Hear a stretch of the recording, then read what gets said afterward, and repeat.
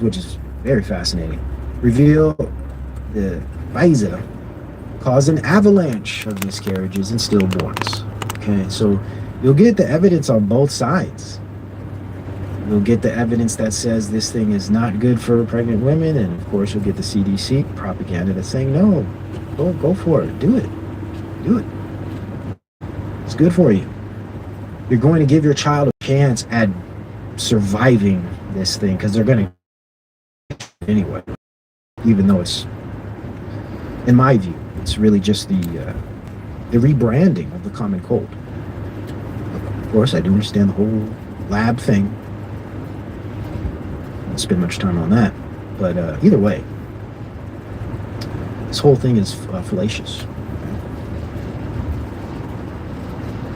I found this interesting. So, Reuters. We're going to talk a little bit about Reuters. Reuters is interesting. Big propaganda source right now.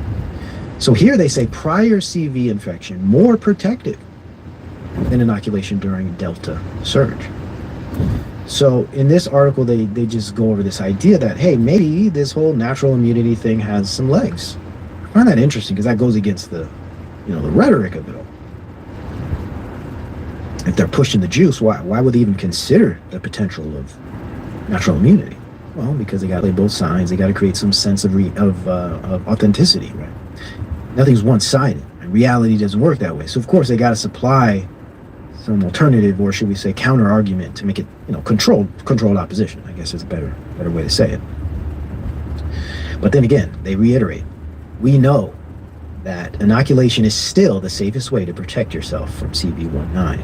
Okay, so even though they'll say there's always this option of natural immunity, we still hold on to the fact, they claim it's a fact, that this juice is the best way to go, when there's no evidence for that.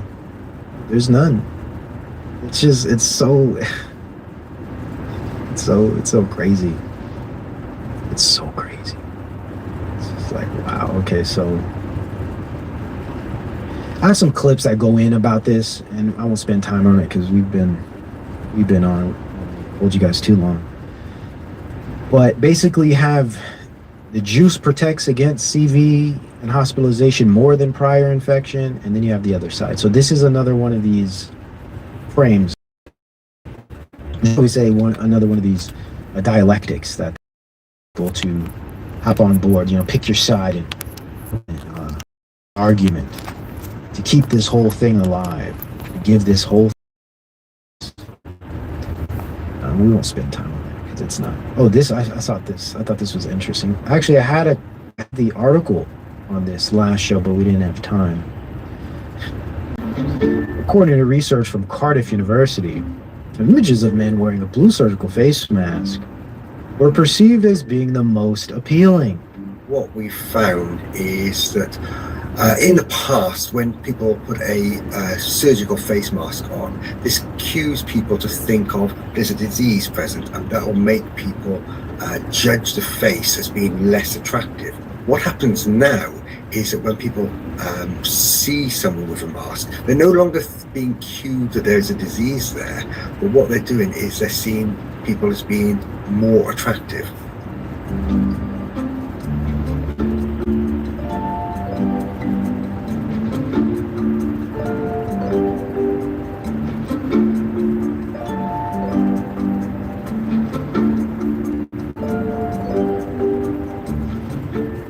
The experiment took place in February 2021, when there was currently within the UK a face mask mandate. People were required to wear face masks, so people would be seeing face masks a lot more.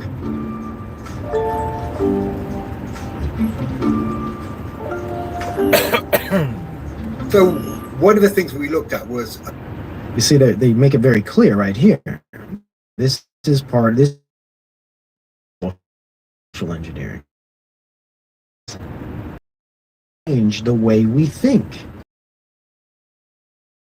It's changed the way we think about just the concept of covering one's face. Why is this so important? Because the face, the facial structure, facial muscles, different aspects of the functioning of the face in relation to emotions, emoting, and speech. All of these things are very, very important when it comes to how we socialize and what makes up what one would call sociality. It has a lot to do with the face. And also, the face has a lot to do with identity. Right? You take away someone's face, you take away their identity. At least you conceal it.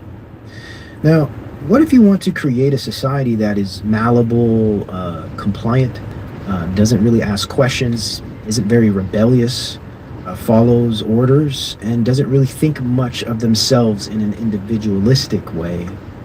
A good way to create a type of mass population like this would be to cover their faces for a long period of time, to the degree that it becomes a condition, or should I say, it becomes a standard or norm, right? Where it becomes almost second nature, and we get used to things. If you do something long enough, you'll get used to it, even if it's very unhealthy for you.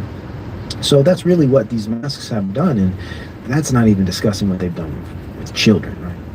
But it's very clear that this has slowly altered the way we see mask wearing, covering the face, and how comfortable we feel about it. For instance, another thing this has done is it's really played on the neurotic personality.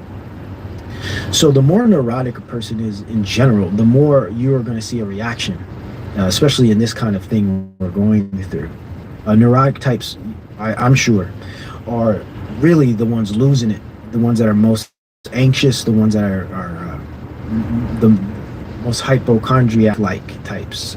So this really is a way to expose neurotics, but also create a neurotic society of generalized hypochondria. And the wearing of a mask, thinking that it's saving you from something, is going to contribute to that engineering, right? You could create a neurotic by in different ways, but this is definitely one. Because neuroticism has a lot to do with irrational thinking, anxiety and fear of things for irrational reasons. I guess this could be a base of the neurotic personality. And this whole thing plays on that dynamic extensively. It really, really does, in a very severe way. So we won't even finish that. I just wanted to show you guys. I thought it was really, really silly. More evidence of how ridiculous all of this is, and playing on people's neuroticism, but also playing on people's anxieties and insecurities. Now, another thing that I find interesting is how these masks, what they do for someone who is very insecure is they supply a type of shield. You'd probably be surprised, maybe not, but a lot of insecure people, maybe they're insecure about how they look, or they have social anxieties. I think that's another big one, is social anxiety. Social anxiety, especially in Gen Z, is very, I'll say almost normal. It's not like some far-fetched thing. It's not like I'd say the majority of Gen Z has social anxieties, are just results of long-term exposure to social media. And also the development of one's identity through social media also will contribute to that fact, based on just the anti-human structure of social media. It's not human, it's very robotic and machine-like. So imagine shaping your identity through a machine. You're going to have all types of machine-like behaviors, and sociality is very human, it's very random, it's very nuanced, there's a lot of intuition that's involved. It's very anti-machine. So when you have machine-like people, they're going, trying to socialize, it's not going to be very balanced. It's going to be rigid and fearful and anxious and neurotic. And so what this plays on, masks play on that.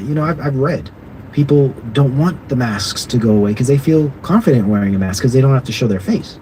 Fact. This is a very common thing, man. I've read this all over, all types of forums and stuff, just doing research.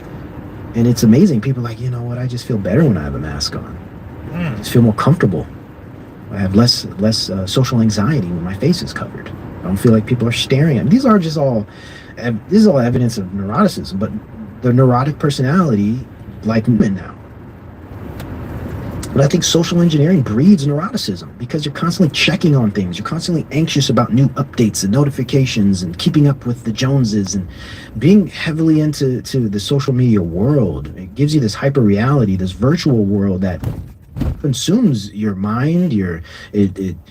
It occupies your thoughts, and that creates a type of hyperneuroticism because the average person in the world outside of social media isn't that engaged with so much information. They're actually living in the real world, dealing with the material world, right? They're not like totally just preoccupied with all these virtual things. That creates a type of anxious and overly saturated, hyper. Through the overexposure, you might even get a type of hypersensitivity in some cases, and you might get a desensitization in other cases. It depends on the personality type. But all what this results in is this type of basic state of neuroticism and insecurity, and the masks help people with those problems. So in that sense, you'll get a part of the population that supports wearing masks based on reasons that have nothing to do with keeping one healthy or safe from some type of transmitted disease.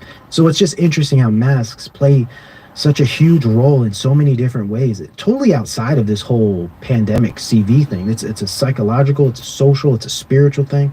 There's so many aspects of that come to play with these masks, and then there's the whole signaling thing about, wearing a mask kind of says you're progressive or you're a Democrat or something, right? Not wearing a mask kind of implies that you're conservative, right? So there's that too, the whole signaling. It's interesting, but let's get back to Reuters. So check this out, just to expose this Thank you. this publication as others. Reuters partners with the World Economic Forum for exclusive content distribution on Reuters Connect. Okay, so here we go, guys. I mean, you couldn't get any more evidence. Reuters Works is an affiliate, right? They are in cahoots with the World Economic Forum. The partnership with Reuters introduces the exclusive hosting of videos, audio, text, and photo content for more than 100 live sessions from the Davos Agenda, making the content available to hundreds of global media publishers. This is social engineering through propagandistic outlets right here. This is how they do it. Massive outlets partner with global think tanks like World Economic Forum and, of course, the Davos Agenda, which is the Great Reset, which is Agenda 2030, which goes back to the limits of growth by Club of Rome, right? Which is just basically full spectrum dominance, right? And so you have people like Reuters. So this shows you anything Reuters says, anything they promote is going to be in that, when we think of the Xanatos Gambit and you have the different paths, it's going to be in one of these paths that leads towards the goals of these groups, right? Very, very interesting. What I also wanted to say about this was, a second here.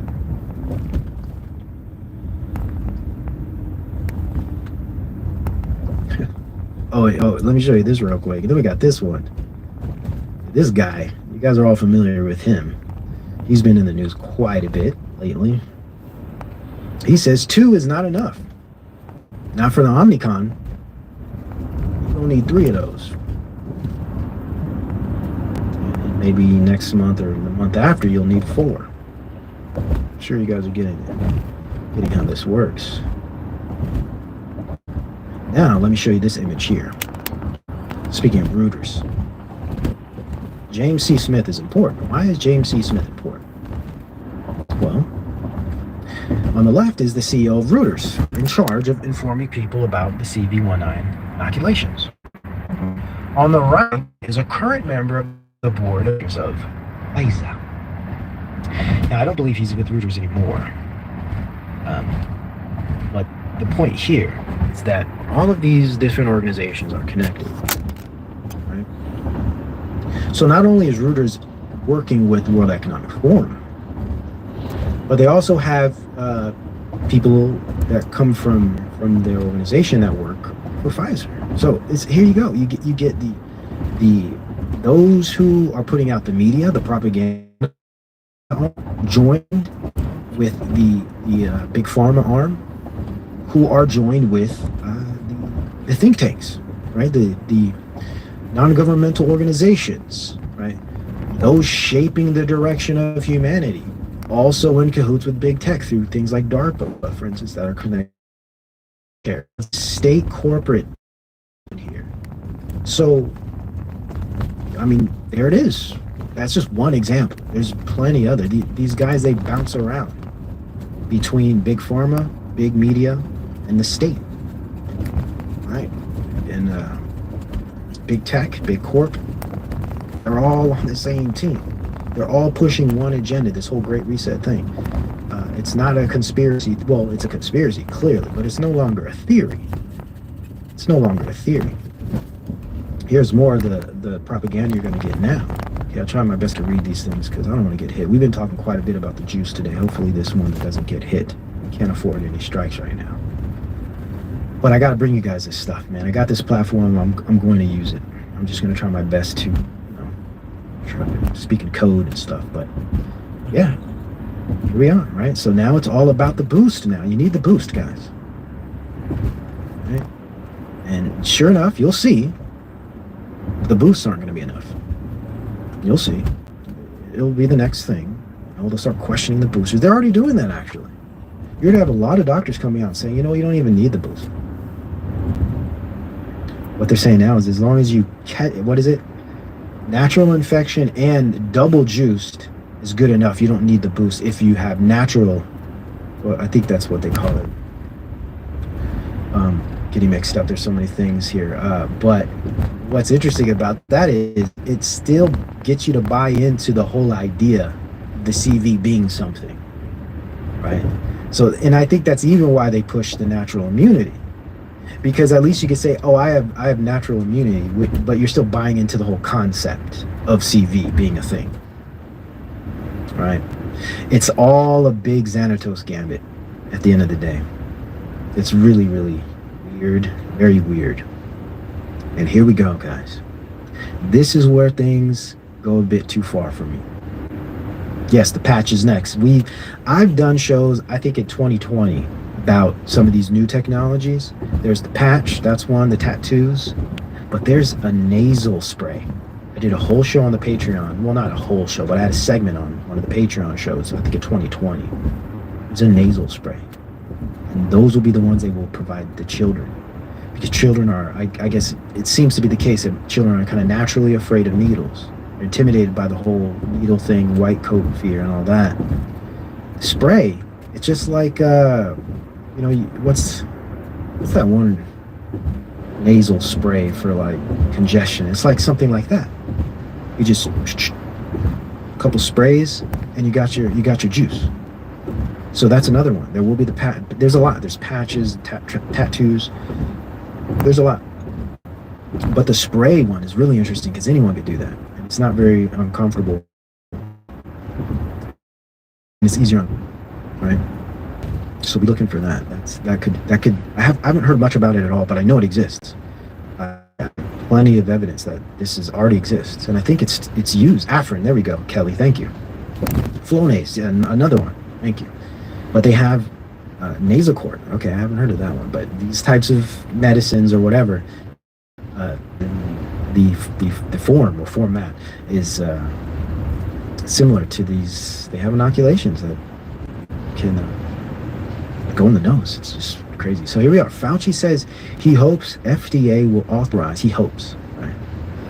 As if this whole thing hasn't been planned. As if this hasn't been an incremental pathway in pursuit of the infant schedule.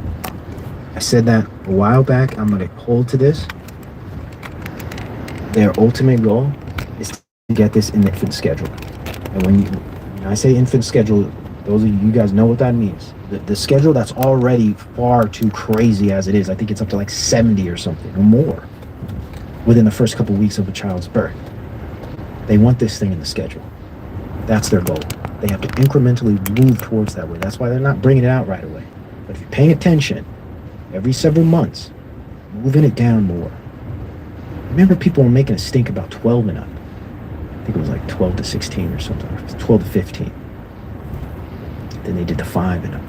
Look at this. Kids under 5 in the next month.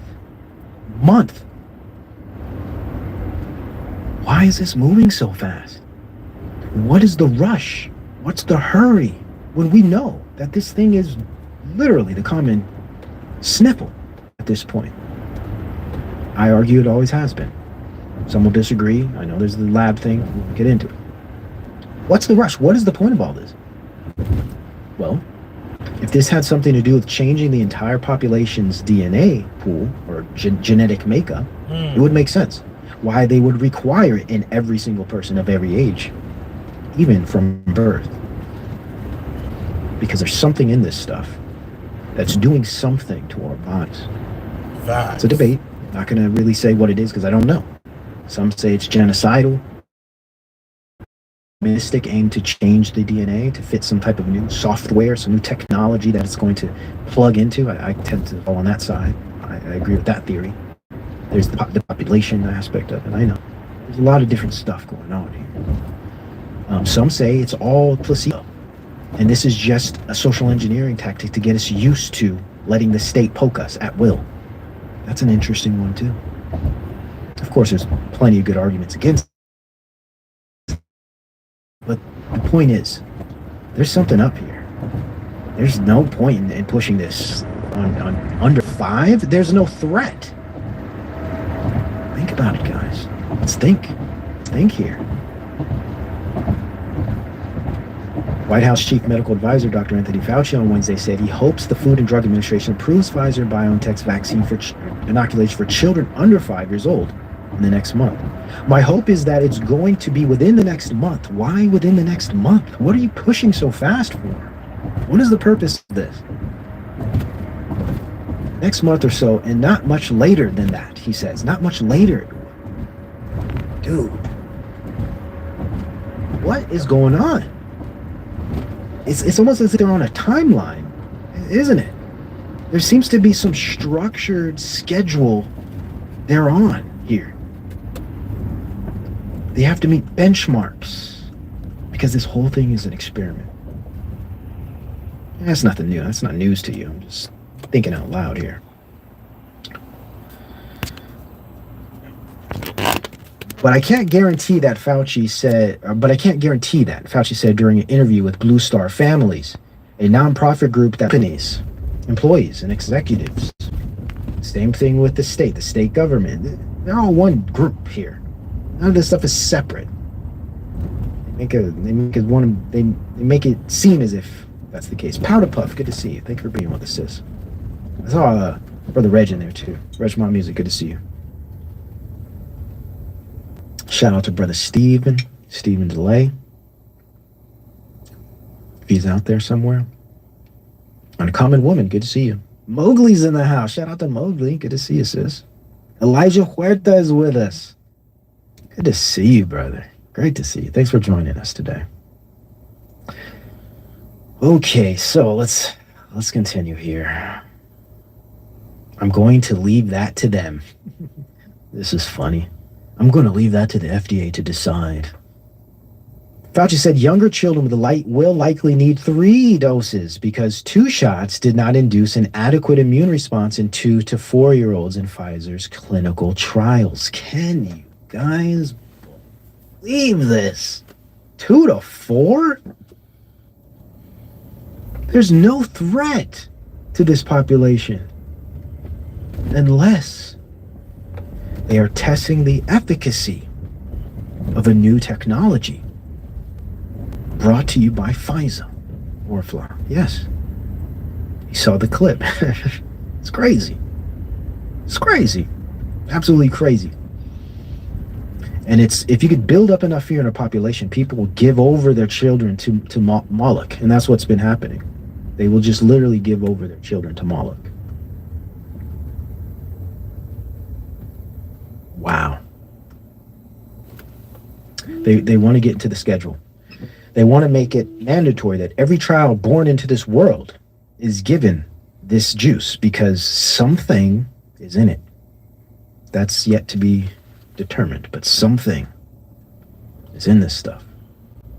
There's no other explanation, man. No other explanation. Well, there might be other explanations, but I don't know how strong they would be in comparison.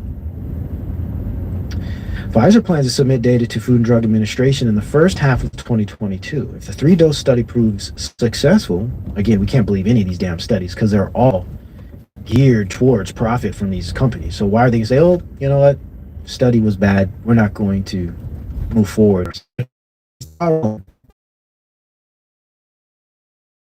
Used to, and we already are because inflation as it is. But it's this Soma thing.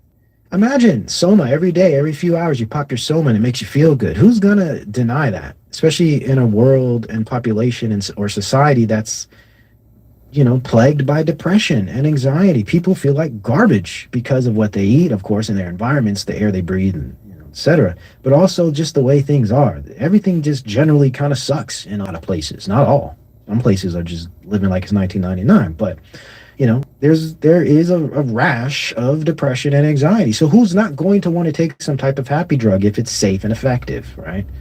Keep them safe and also make them feel good. This is just the move towards that medicated population of, yes, Aldous Huxley, Brave New World. I mean, they got a pill now. Every subscription based. It's all about subscribing to their therapies just to survive. Another aspect of this, I believe, aside from the software, graphene and all of that, sixth gen energy and biometrics, geofencing, and this new digital realm that they're creating. That's to come later. I think that's what a lot of this getting in your blood is about, because they want to actually connect us to different types of networks, right? Through different types of technologies. But there's also this idea of destroying incrementally. Listen, incrementally destroying the natural human immune system. Think about this. We don't, I mean, there's some topics, of course, we can't cover here, but I try my best to really go into the deeper stuff if I can, if at least if I know enough about it. You didn't take your joy. Dental Bean, good to see you. I like that. It's funny. MOTB is coming. Yes, it is. You better believe it. That's what all this is about. That's where all of this is leading. Think about this. Destroying the natural immune system by restructuring a genetically modified one. Just think about it. We've already seen it happen with our food.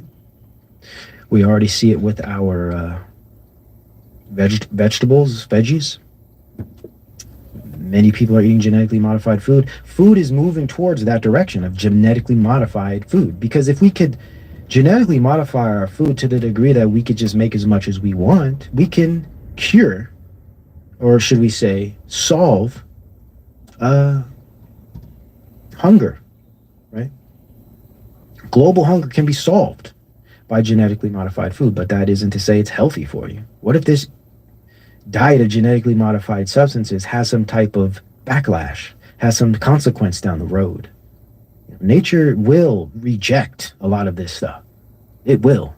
And I think the side effects of that rejection are down the line.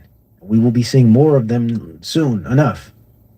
God did not create us for this. Our natural bodies are not made for this type of technology. Just like our natural experience in the world, our existential environment is not fit for this level of technology. All of these things around, fifth gen, all of these different things around us all the time, all of these waves and stuff. God didn't make us for this. There's going to be a natural rejection of these things. And a lot of these side effects, a lot of these illnesses and deaths that we are seeing might have a little something to do with that. I remember I used to go to Sacramento and visit friends. And I had some friends I went to Chico State. I had some friends I went to Butte College, Northern California. And we'd make trips up there and party. It was a great place to party. We usually go there for Halloween. They had great Halloween parties at Chico State. Crazy parties. And I remember when we would drive up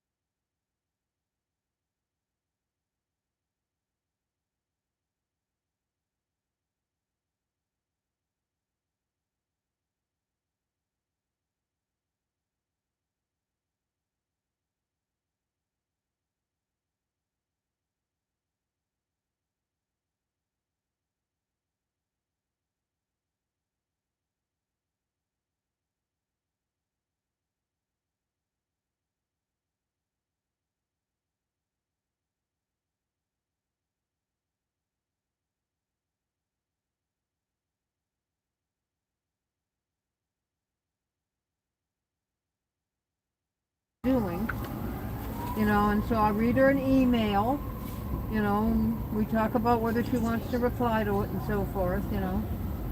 But in and out of that, she's always drifting in and out of how scared she is for Steve, this piano player that, and how she can't wait to see him again, and I.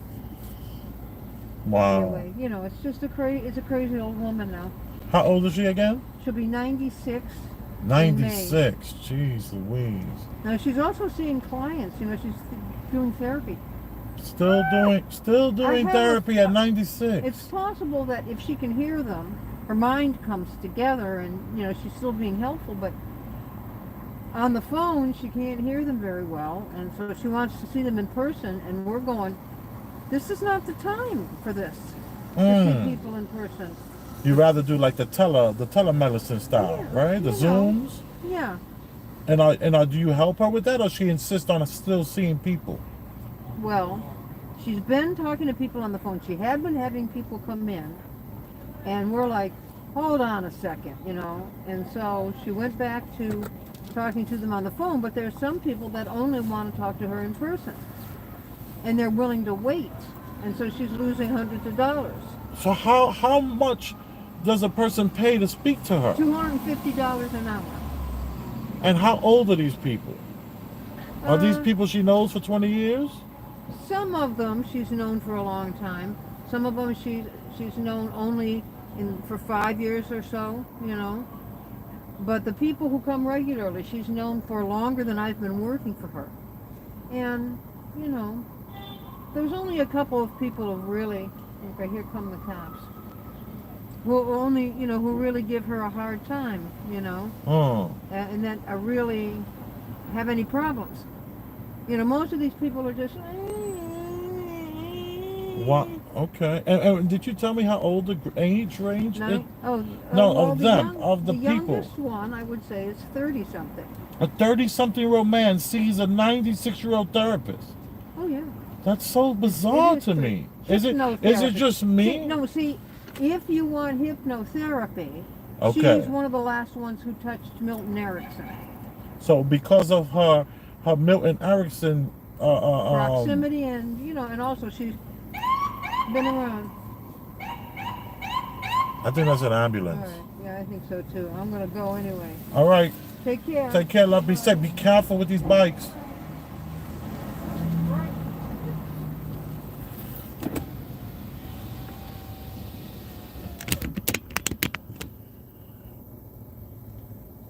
And by the time we're there, our windshield, Brett Weinstein on his show today, because I got to catch a little bit of it, he had mentioned this as well. I thought it was just because I know what he's talking about. But I remember when we would drive up there, by the time we get there, our windshield would be covered in bugs. Covered. Massive bugs would just cover the windshield. And it would be a chore to clean the windshield. I mean, halfway there, we'd have to clean it because we can't really see very well. Right? Make that trip today. Make that trip today. You won't have to clean your windshield. You won't have to clean your windshield because for some reason, these locusts or whatever they were are gone.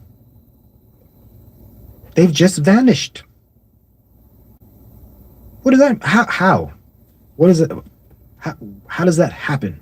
I don't know. I'm not an expert. I'm not an expert in anything. I think the term expert is, I guess it's a misnomer, but well, could it have something to do with the airwaves? Could it have something to do with the air just being a type of digital net at this point? Frequencies and waves and, I don't know the technical stuff here. Chemtrails is another idea. All the crap that we're surrounded by today because of all this big tech nonsense that they're pushing on us as saviors to humanity, possibly that has something to do with it. Yeah, birds have been affected. A lot of animals have been affected by this stuff.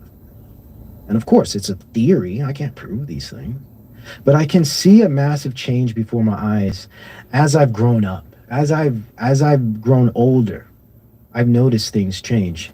Whilst technology has just become everything. There's got to be a connection there. Anyhow, with that being said, what if they are really trying to remove the natural immune system from the human being and restructure a genetically modified version of it that relies on technology to work properly, just like a software system would need constant updates?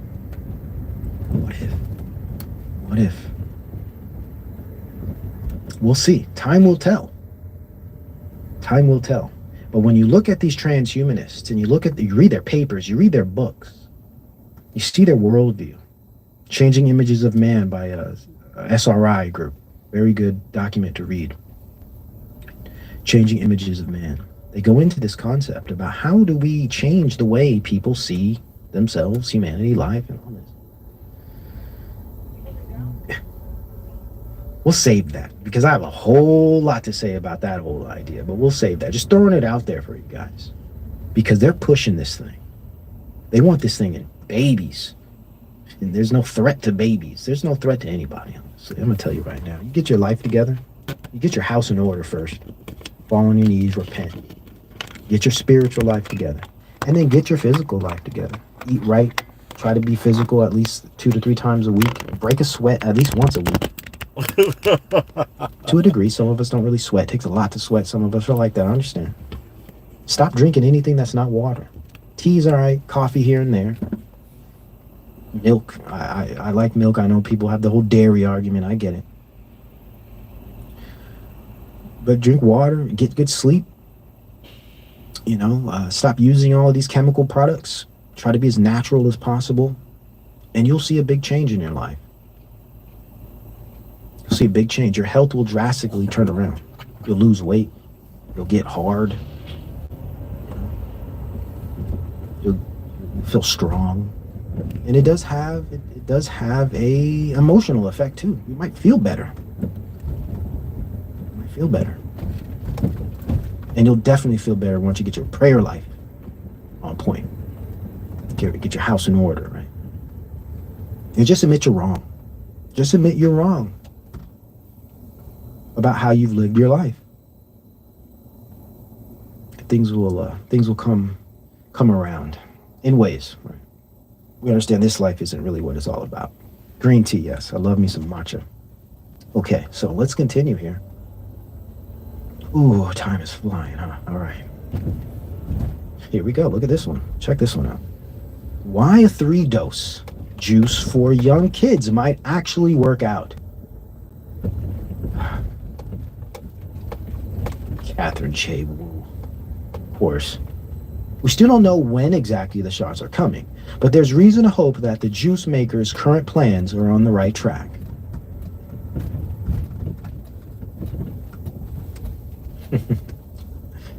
Okay, so clearly this thing's going nowhere,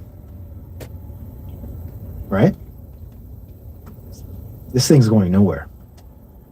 They are scaling this situation for future inoculation. They are standardizing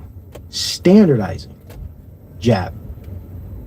It's going nowhere. I don't care if this whole Omnicon thing becomes a nothing burger, as they say, and goes away and restrictions fall, right? And we get our lives back somewhat. Even the health pass thing might kind of only exist in very draconian places like Canada. And we get some breathing room and some normalcy. But just the whole concept of the juice, jab, will be standardized, will be routine, especially in the birth of children. See, it's like they could give you a whole bunch of heavy weight and then take a bunch of that weight off. But really all of that extra weight was just filler because there was just a little bit of weight they wanted to keep on you. So instead of taking all the weight off of you, they only take like 90% of the weight and leave 10% on. But that 10% is what they wanted from the beginning. And that 10% could possibly be this standardization of routine medical intervention from the state on your body when they say so. The loss of bodily autonomy is probably one of the biggest issues here, guys. It's one of the biggest issues. And this possibly, because we don't know anything, this possibly could have play a big role here. Yeah, give them all their stuff back. You guys could, take off your silly little diapers on your face. You don't have to worry about your pass and all of that. Just make sure that these children get these jabs every several months. All right, because it's about the future, right? It's not about us. Gen Xers and up, even millennials. It ain't about us, guys. We're just playing a role. We're just, playing our part. It's all about Gen Z and Gen Alpha because they are the future. They will be the ones accepting all of this crazy technocracy stuff we'll see in about 15, 20 years, if we make it.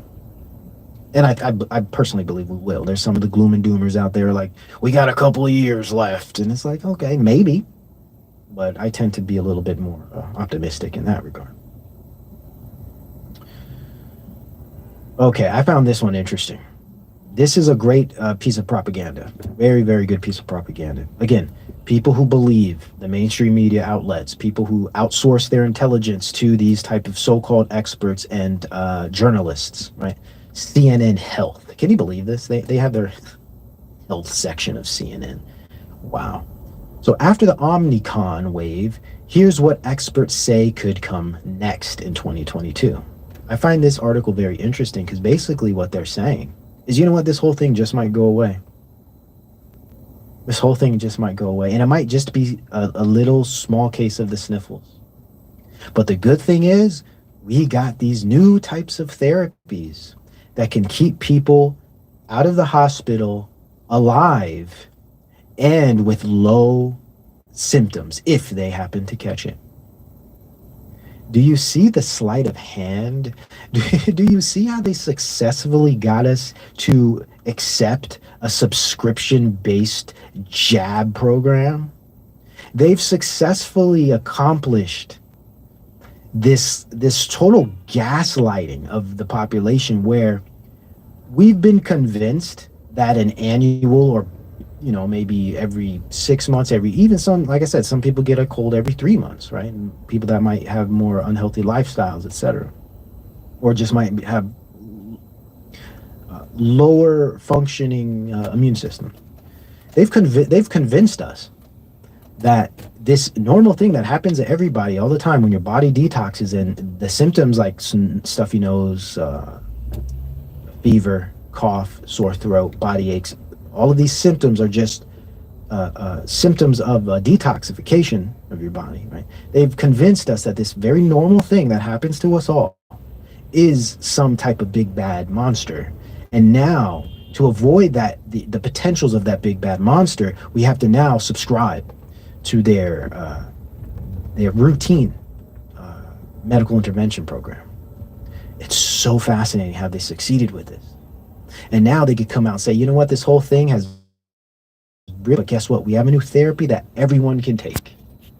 4 to 6 weeks, that it's still going to be pretty rough, said Dr. John Schwartzberg, an expert in infectious diseases and juicinology. If that's not even a thing. That's not a science, all right? Juicinology. And clinical professor emeritus at the University of California, Berkeley School of Public Health, of course. It will be about the middle of February before we start to really see that things are getting better. We heard the same thing last year. It's stages, right? If the spike flames out quickly, many experts think there could be a quiet period, a lull. Schwartzberg believes March through spring or into summer will be like last year. With a continued decline in the number of cases, there will be a sense of optimism. And then we will be able to do more things in our lives. We'll be allowed to, should we say. We'll be able to actually live again, right? Because they're the ones that hold the key to our ability to do what we want. I think May or June is going to really look up for us. I'm quite optimistic, he says. Part of his optimism stems from the fact that there will be a much larger immune population between the increasing number of people who are juiced and boosted and those who've caught CV19 during the Omicron surge.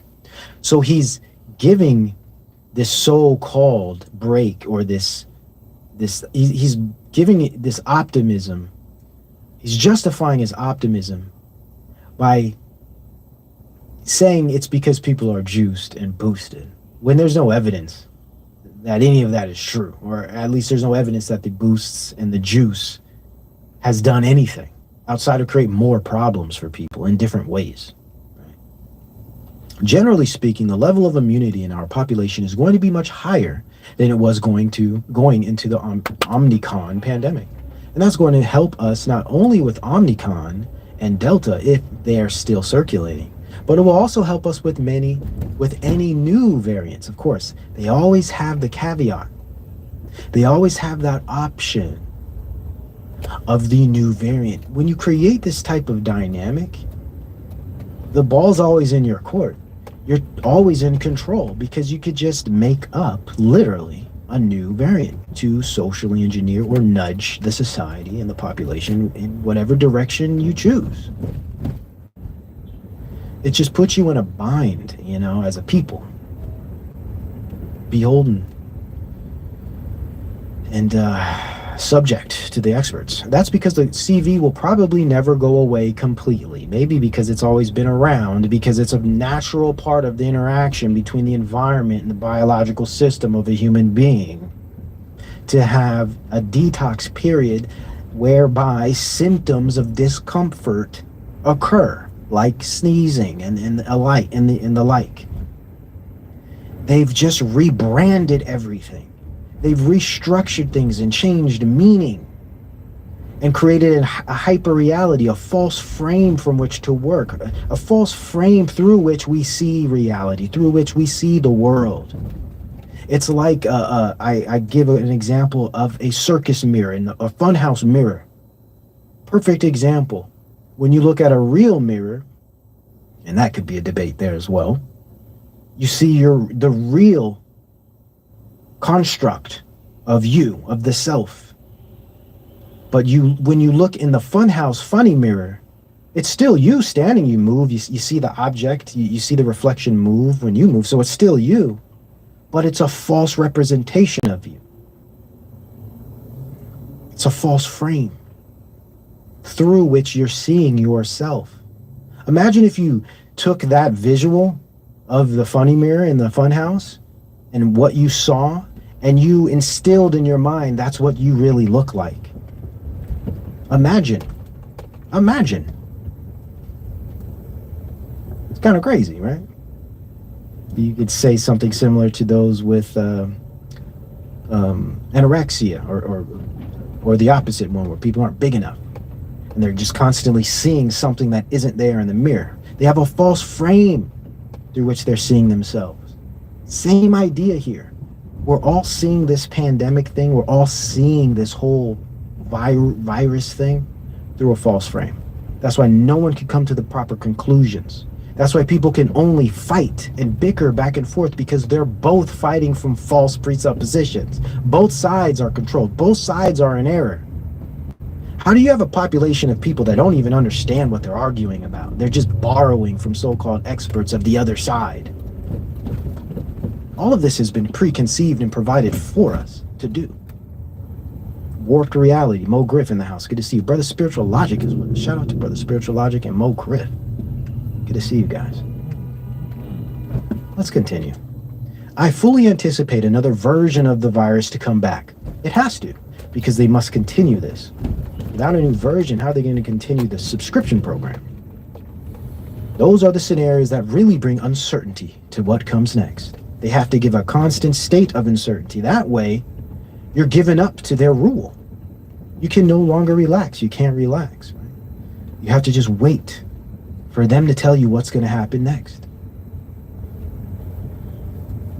The next variant. Dun dun dun dun. Here we are. Of course.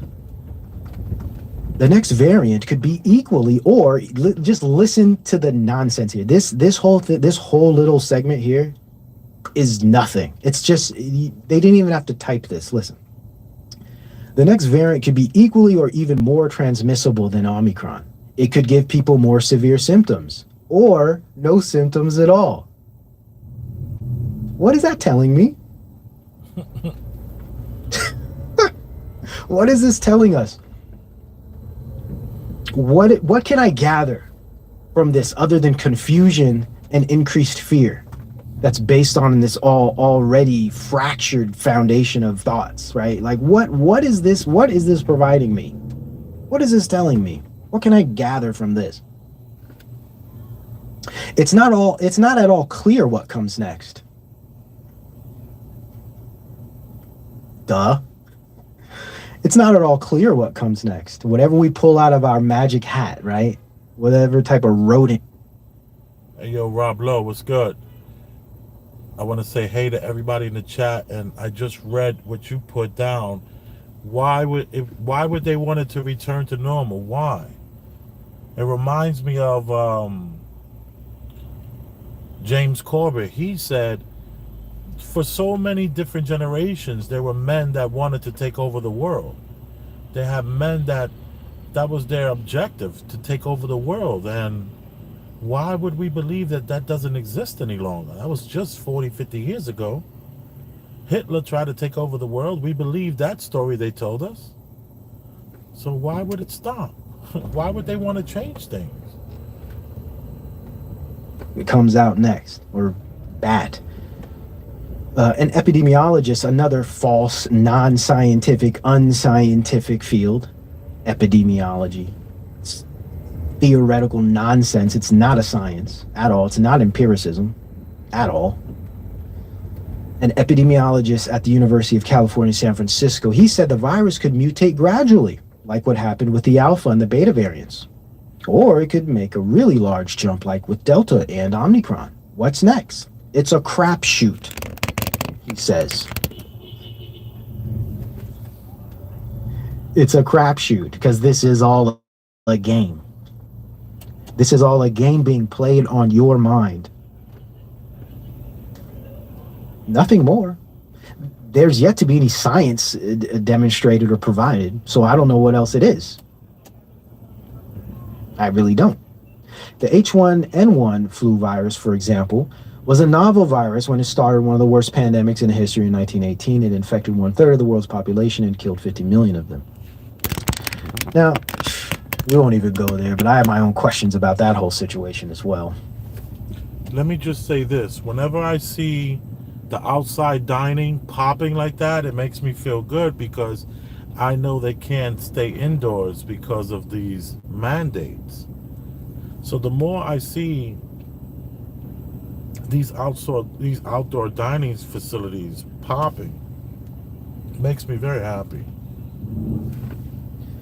Not much different from what we're experiencing today as far as social engineering is concerned. Kitty Sue, good to see, says, wow, which epidemiologist hurt you, Days? No, I ain't hurt. I'm just being real. I'm just giving you facts. Epidemiology is unscientific. It is not an empirical study. It is not empiricism. And that alone refutes its positions as far as being a science. So no one's hurt me. I'm just being straight up about it. Good to see you, by the way. The same can be said for virology. Virology and epidemiology are both unscientific fields that are not based in empiricism and work on they fail. Let's say this. They fail to provide conclusive evidence for their claims. Conclusive empirical evidence for their claims. A lot of their work is computer generated and based on algorithms, patterns, and theoretical models. This is not empiricism of what we would call science, but this is a result of scientism by way of big technology and their grand schemes and ideas, and what Don Id would call the designer fallacy, right? We've discussed that before. Mic check, mic check. Y'all hear me? Firestarter 40's in the house. Good to see you. The best case scenario, that's the best case scenario, right? With this flu-like scenario, because that's all it's ever been.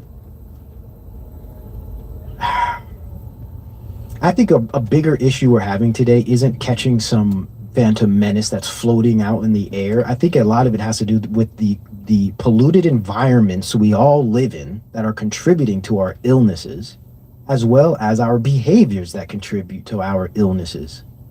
Our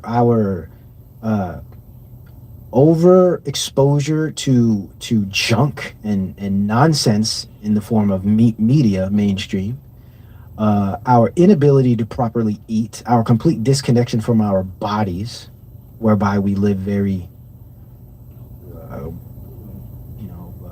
non-physical lives, stationary lives, right? And a lot of us have to because of work. I spend about 10 hours a day in a chair because I'm editing, I'm reading, I'm writing. That's what I do. But that doesn't mean I'm not hitting the gym when I have time. Okay.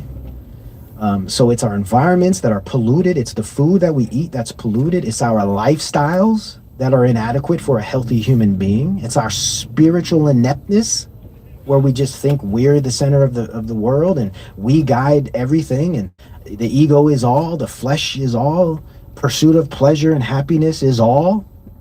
I mean, this is what's causing most of the illnesses and bad health in the world, if you ask me, and who am I, right? But these are just ideas. But they want us to believe that it's something that's floating around causing a lot of these illnesses. And there's been a spike in death. I'll show you a clip or an article in a minute here. There's been a huge spike in deaths outside of anything CV related. Where's that coming from? I wonder. Anyhow, let's continue. Let's continue here. So check this out. With this flu-like scenario, the world needs to focus on protecting those vulnerable to severe disease, on making sure they get inoculated and have access to monoclonal antibodies and antivirals. Again, whether it be this monoclonal antibodies, antivirals, therapeutics, ivermectin, mectin, sextin, whatever it's called, all of this stuff is rooted in the control of big pharma state biosecurity control. I do understand the horse stuff, whatever, is natural, I think, and it's outside of big pharma. I do get that argument, but subscribing to any of these ideas immediately justifies and materializes this whole farce. So if we're going to make all these arguments, it's all about the monoclonal antibodies and the antivirals and the therapies. It's not about the jab. That whole argument is it's part of the Hegelian dialectic. Right? It's just like saying the Democrats are the real racists. It's like you're just falling in the paradigm. That's how I see it. No disrespect to anybody that has those views. All right, so let's not let them wrap us in this whole biosecurity state that's coming. It doesn't have to just be jabs. It could be therapeutics. It could be all types of other medications, medicated society, relying on their tools, their technologies. Got to be smarter than this. Got to discern these things. Inoculation companies would need to make variant-specific juice so people can get a CV19 shot every year. Again, we're right back to the universal. Right now, they're even talking about variant-specific, but they're also talking about universal. So again, we'll have the variant-specific for those potential variant outbreaks, but we'll also have the universal that everyone will have to take. But then there's the alternative or the additional, because all will be additional, compounding of chemicals and therapies. The additional variant specific. So people are going to have just stuff pouring out of the body, man. They're just going to load us up with this stuff. That's their goal. They're trying to scale this. They're turning you into a pincushion, man. That's all this is, a straight up pincushion for life. The oral drugs and the monoclonals are no good unless you know you're CV positive. So it's just all these different confusing angles. Are you positive? Are you not? Have you been double juiced? Have you not? You got the booster? You got natural immunity? It's like, it's so confusing, and that's the purpose.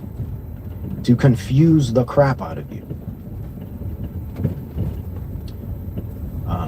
Yeah, so the in-between scenarios would be if there aren't enough antivirals or it's such a hard word to say, maybe it's just me, to treat the people who get sick, or if inoculation manufacturers can't make variant-specific juice fast enough, the worst case scenario is a variant escapes the protection of the juice and the treatments.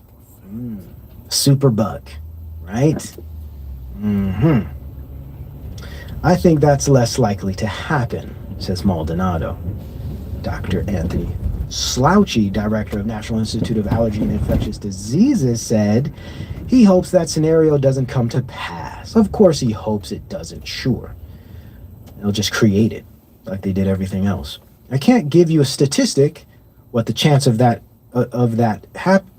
I can't give you a statistic. You want to see what a guy looks like who's driving a stolen car? So we hope for the best and prepare for the worst. This is just crazy. Look at this. That back Choose window's your own out. adventure out of the pandemic. Dude, this is... We're children. We're kids, man. We're just children. We're just little kids here. Listen to this. This is written to the general population.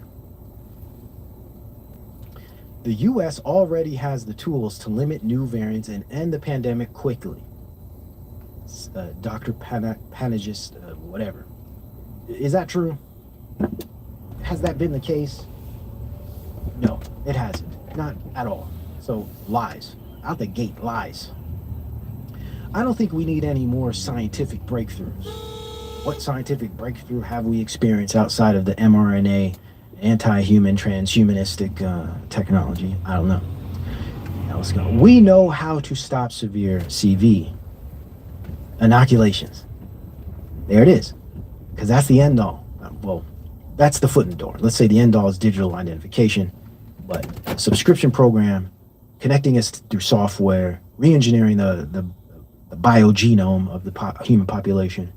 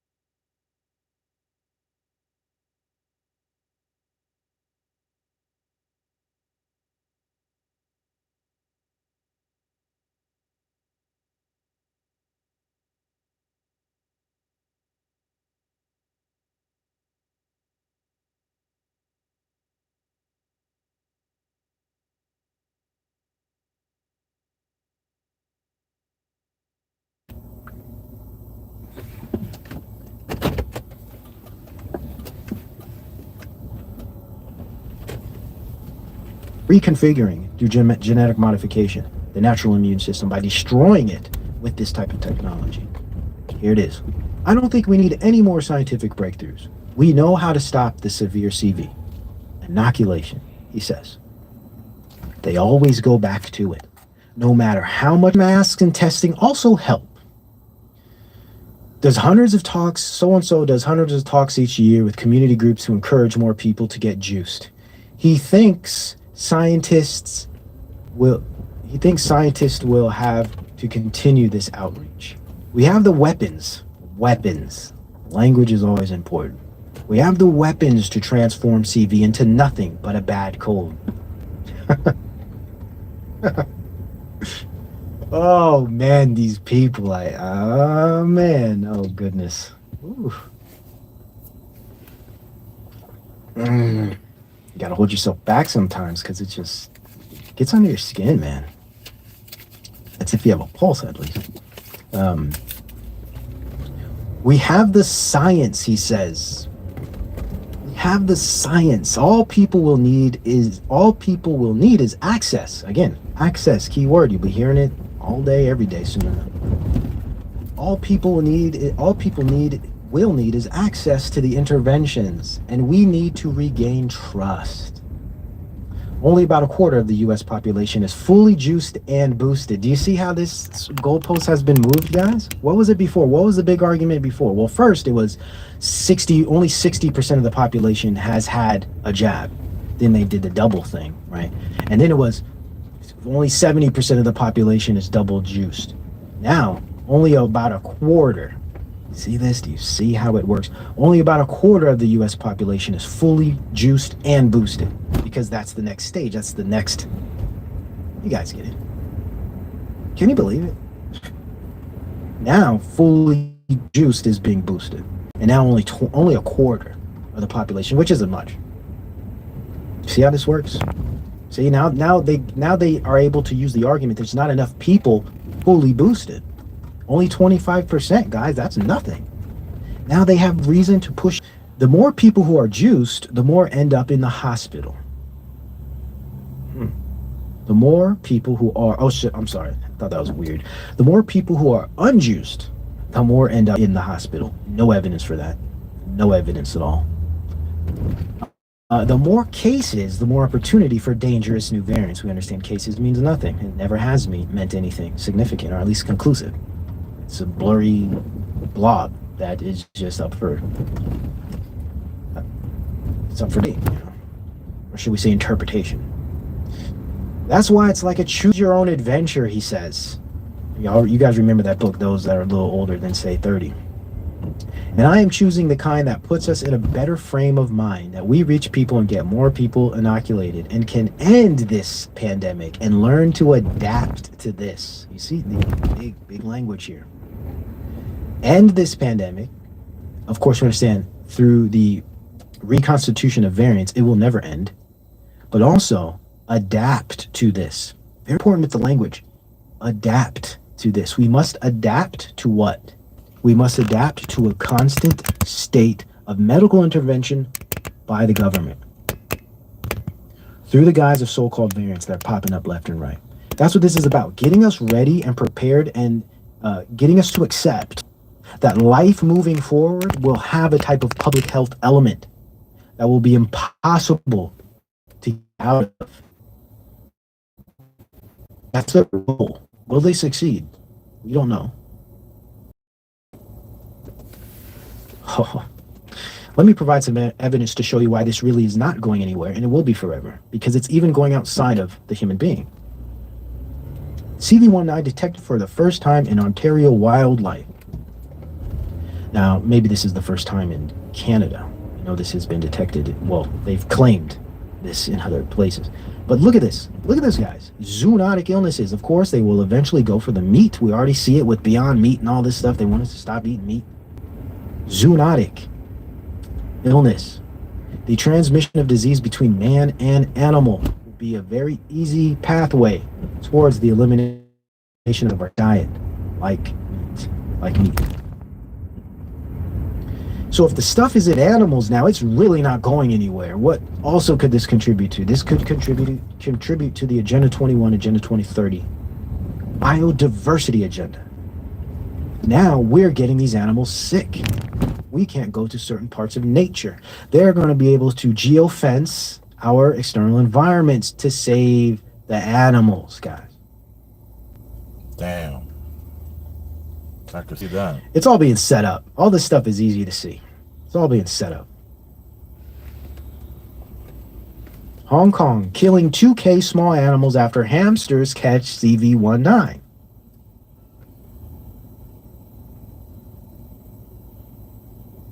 Let's see what she has to say.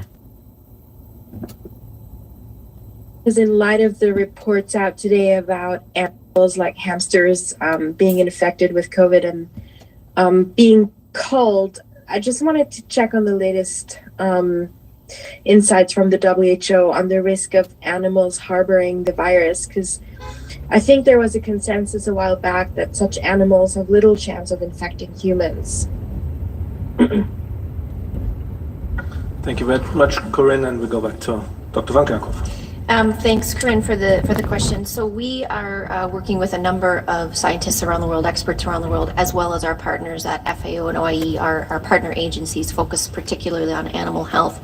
and looking at animal susceptibility to SARS-CoV-2 across a wide variety of species. This is done looking at experimental infection as well as natural infection that's detected out in wildlife and in domestic species. We understand there are a number of species that can be infected with SARS-CoV-2. And then, of course, there's the possibility, we call that a reverse zoonosis. It goes from humans back to animals, and then it's possible for the animals to reinfect humans. There it is. Evidence for my claim. Evidence for my claim. There it is. This makes it very, very easy for them to lock down on us even harder with other ways to do it. Now they could use animals. How many of us have pets, guys? How many of us have pets? Especially in America. Pets are a big thing, man. Big thing. Imagine they're extending their reach. They're trying to make this literally impossible to escape. Literally impossible to escape, because there's always some new angle they can take. Now incorporating animals into this feeds directly into the Agenda 21 issue, biodiversity, and our food distribution, or should we say our food chains. Yes, you are right, Pilgrim, for it, Yeshua. Absolutely. Inoculations were started with cattle. Yeah, that's why BACC, I believe, comes from vaca, which means cow in Spanish, I believe. Could be wrong on some of that, but I believe that's the case. So here we are. Utter nonsense. Pure propaganda and furthering this madness. That risk is low, but it is something that we are constantly looking at, because what we don't want, is to have, as this virus circulates, it has the opportunity to infect people as well as animals. And so this is something we need to have better surveillance on, looking at around the world, not only which animals are susceptible, but to track this in animals over time. I will use this also as an opportunity to say that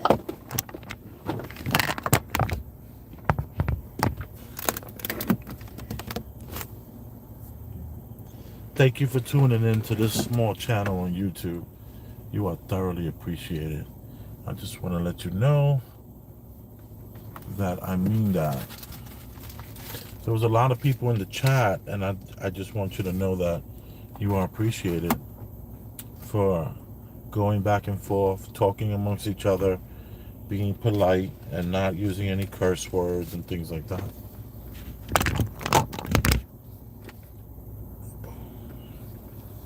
I look forward to us getting together again. I don't know, maybe when I leave here, on my way home, maybe I'll do, I don't know. We'll see. But you are appreciated. And I love you.